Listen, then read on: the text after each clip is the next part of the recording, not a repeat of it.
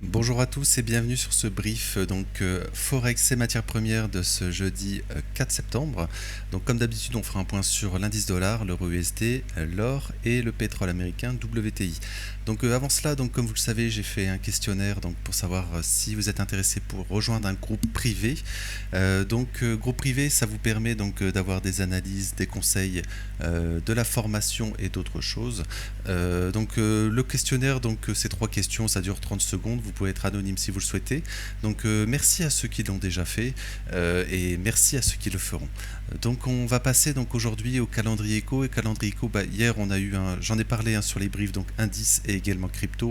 Donc n'hésitez pas à aller les voir. J'ai également fait une vidéo sur le calendrier éco. Elle va apparaître en haut à droite de l'écran maintenant. Pour revenir rapidement, hier on a eu la création des annonces, le nombre d'annonces d'emploi qui était en baisse par rapport au mois précédent et par rapport aux prévisions, donc ce qui a été positif pour les marchés. Tout ce qui joint, on va dire, une probable baisse des taux est bien accepté par les marchés. Ça veut dire que si demain le NFP par exemple est mauvais, on va dire, et que le taux de chômage monte, donc des mauvaises nouvelles pour l'économie américaine, ça pourrait être interprété comme positivement. Voilà. Mais aujourd'hui, on a le PMI, donc des services. On avait eu mardi celui des biens. Donc également, je ne vais pas revenir dessus, mais on a également les importations, exportations. Donc j'ai fait un point dans la vidéo macro et également dans les briefs de ce matin. Voilà, ce sont des datas pas vraiment importantes par rapport au calendrier éco, mais pour moi qui sont très importantes parce que c'est ce qui fait le PIB depuis le début d'année. Oui, on peut aller voir rapidement. C'est les probabilités de baisse des taux. Donc pour le moment, on presse 97,6% d'une baisse des taux le 17 septembre. Donc vraiment, c'est vraiment pricé. Voilà, on rebondit bien cette semaine sur les indices, etc. Voilà, il faut faire très attention. Et également, on est toujours à deux baisses des taux, 47,7% pour deux baisses des taux, ce qui est l'objectif de la Fed, je le répète, mais il faut faire très attention parce qu'au moins de changements narratifs, on pourra avoir une belle correction sur les indices. Et également, ça va bien sûr influencer le dollar. Donc le dollar, on en avait parlé hier, le dollar. Voilà, on avait pris, on avait rejoint en fait. On avait pris le plus haut de la veille ici. Donc le brief, il était aux alentours d'ici, me semble. Généralement, je le sors vers midi, mais aujourd'hui, il sortira sûrement un peu plus tôt. Voilà, on avait prise du plus haut de mardi. Si je regarde en daily ici, voilà, en fait, on avait eu, voilà, la grosse bougie de mardi. Finalement, on l'a pris, on se retourne pour le moment. Voilà, donc le dollar pour le moment rejette. Regardez ici. Donc on n'est pas venu prendre encore le plus haut de la semaine passée. On pourrait encore faire une vague haussière. Finalement, regardez ici, faire value gap, on revient dedans. Enfin, ici plutôt. Là, on revient, on va dire, à la moitié. Pour le moment, on a une réaction. Donc on est encore le matin. La bougie, donc bien sûr, pour le moment, on rebondit finalement. Voilà, on pourrait très bien faire une continuation baissière dans le fair value gap ici et voir la réaction. En fait, faut pas perdre ce fair value gap, donc 4 heures et 1 heure ici. Si on perd, on ira beaucoup plus bas.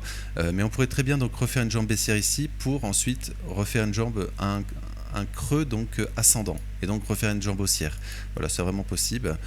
Surtout qu'on ouvre et pour le moment on retrace. On n'a pas créé de fair value gap baissier ici en 4 heures. Et donc ici on est dans cette zone. C'est vraiment ce qui passe en général. Généralement on a un push ici, on crée un fair value gap haussier. Après on revient dedans, on crée des fair value gap baissiers et ensuite on revient dedans. Et donc là c'est vraiment la question, est-ce qu'on refait ça ou est-ce qu'on finalement on passe ce fair value gap pour rebondir plus. Voilà, pour le moment, sur le dollar sera vraiment très influencé finalement par demain, par le NFP, parce que probable baisse des taux ou non. Si une baisse des taux, si on a une baisse des taux, on pourrait, je pense que c'est déjà pricé, même si on range finalement. Enfin, par exemple sur l'or, l'or explose. Même s'il a retracé, on va en reparler juste après. Mais donc pour le moment, on range. Et donc je pense qu'on va attendre soit le NFP demain, ou soit la semaine prochaine, l'inflation et les prix à la production. Voilà, pour le moment, pas grand-chose. Je pense qu'il y aura peut-être une prise de stop avant un mouvement, par exemple, baissier comme cela. C'est généralement ce qui se passe.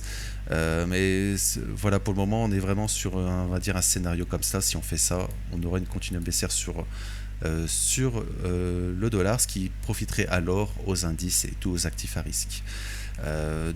Sur le dollar, je pense que j'ai pas d'autre chose à dire parce que tout simplement on ouvre la semaine, pour le moment on rebondit, hein, la semaine et le mois.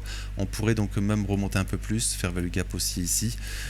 Donc voilà, pour le moment on range, donc pas grand chose, pas vraiment de tendance, hein, sur le dollar. Donc la même chose, hein, sur l'euro USD, finalement euro USD la même chose. Voilà, est-ce qu'on va se faire rejeter dans ce fair value gap, hein, qu'on travaille? Est-ce qu'on va se faire rejeter pour aller plus bas, ou est-ce l'inverse, on va passer au-dessus pour faire une continuation baissière et prendre finalement tous ces stops ici?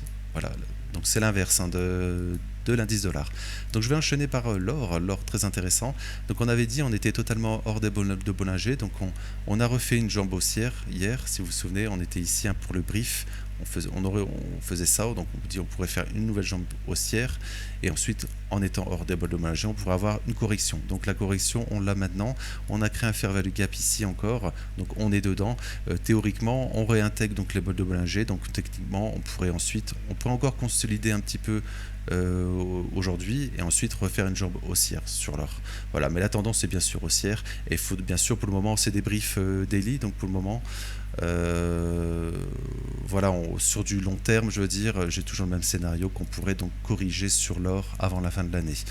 Mais on n'y est pas, on est juste début septembre. Donc pour le moment, on pourrait spéculer à une continuation haussière et pour le moment, aujourd'hui, peut-être à une continuation de la consolidation pour ensuite aller plus haut. Et là, ça sera vraiment en fonction donc du dollar et des chiffres de demain aussi.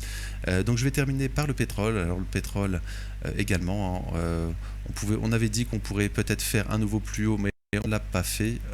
Totalement, on s'est fait rejeter, hein, par cette trendline, hein, on est revenu retaguer. Et également, pour le moment, regardez, cette bolle de Bollinger, on avait parlé que ça serait difficile de la passer, mais on s'est vraiment fait rejeter dedans.